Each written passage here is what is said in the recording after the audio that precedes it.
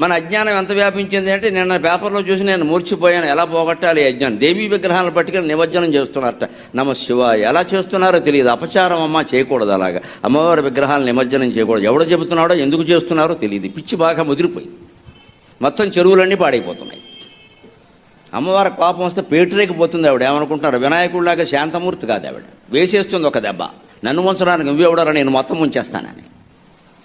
ఇటు దశాయుధాలు ఉన్న అమ్మవారి విగ్రహం తీసుకుని నిమజ్జనం చేస్తారా? బుద్ధి జ్ఞానం ఉందా? నాకు మంటెత్తి మాట్లాడుతున్నాను నేను. గణపతి నిమజ్జనం అంటే అమ్మవారి నిమజ్జనం, అది మంచిది. ఈ వెళ్ళిన వాళ్ళు కూడా నిమజ్జనం చేసేయండి, చెను తిరిగిపోతుంది.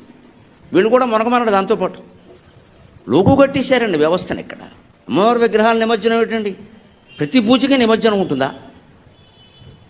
భాద్రపద మాసం కాబట్టి చెరువులు పూడిపోయి ఉంటాయి, కాబట్టి నీటితో నిండిపోయి ఉంటాయి, కాబట్టి పూడికి తీస్తే మంచిదే. నా చెరువులో మట్టి తీసి విగ్రహం చేసి తిరిగి ఆ చెరువుకి అన్యాయం జరగకుండా ఆ మట్టిని అందులో కలపడం కోసం నిమజ్జనం చేయమన్నారు. నిమజ్జనం చేయవల్ల నీకేం పుణ్యమేం రాదు అక్కడ, అజ్ఞానం కానీ. చేయకపోతే పాపము రాదు.